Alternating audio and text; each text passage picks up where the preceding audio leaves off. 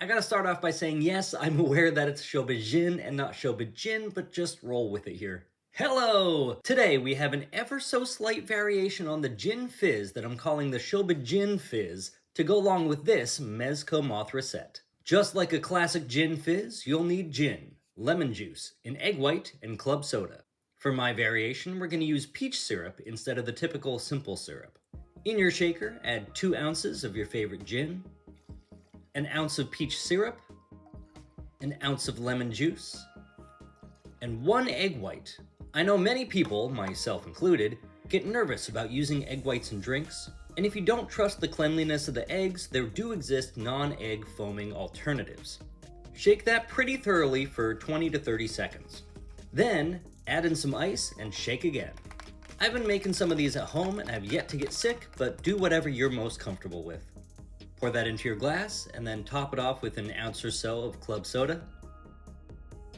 Then finally, enjoy. Cheers! Retailing for $60, this box set was a Mezco Toys exclusive as part of their 5 Points XL line, and this set absolutely rocks. I think that the figures in hand are even better than the production photos, and the package itself is one of my favorite parts. Let's start there. Removing the slipcover, we have this box designed to look like the case from the 1964 film. I'm a sucker for movie props, so this is pretty sweet. I mean, yeah, I'd love for it to be life-sized and made of a more durable material, but this is clever. The top folds back, and then these magnetic front flaps separate. Let's get our figures and instructions out of the way here. The printed detail on the inside is nice, and this whole thing works as a display for both the Shobijin and Mothra, so let's free them from their plastic prisons. The lowermost tray contains some stands. We'll need this large base stand and this clear posing post for Mothra. The posing post can either plug into the base stand to display Mothra on her own, or it can clip onto the display box, and we'll get back to that. The middle tray has our Mothra, who is more brown than we typically see, but I'm not opposed to it. She looks so good.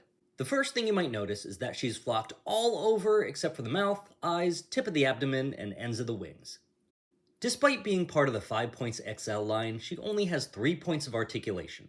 Both wings can fold up and down a pretty decent distance, and the head can rotate all the way around. The next thing you might notice is that she has a hole in her back. This is where the stand plugs in. First I thought it was an odd choice, but with the post in her back, it allows her to kind of hang from the stand and look like she's flying, which I really like. There have only been a handful of flocked Mothra figures, like some of the 90s boxed Bandai figures and some finger puppets, and it's cool to see that brought back. One thing I've learned about those other flocked figures is that they really show wear and dirt over time, so a clean and complete one of these down the road could be worth a pretty penny. She's too small to scale with the Monster Arts 64 and definitely too small for the NECA, but actually works pretty well with the Hyper figure. I know the movie used a variety of puppets that didn't all scale perfectly with one another, but this looks the best to me scale-wise. The posing post can clip onto the box here, and she can be posed flying above the display case. And now the main event, the Shobijin. First off, how cool do they look? Secondly, how cool is it that we actually have them? I don't want to say that we're limited in the number of Shobijin figures, there are quite a few, but in terms of them being realistically proportioned and with any articulation, outside of this set, I'm drawing a blank. Like the Mothra, these two have some flocked parts on the white on their outfits and hats. For articulation, their heads can rotate all the way around, as well as both of their arms.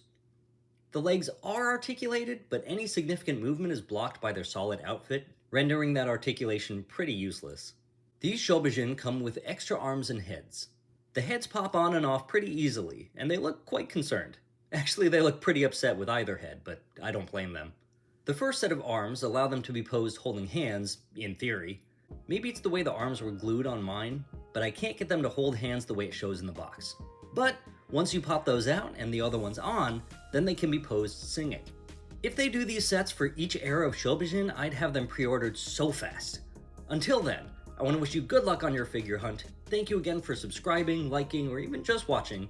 Remind you not to kidnap priestesses and incur the wrath of kaiju goddesses, and most importantly, please drink responsibly.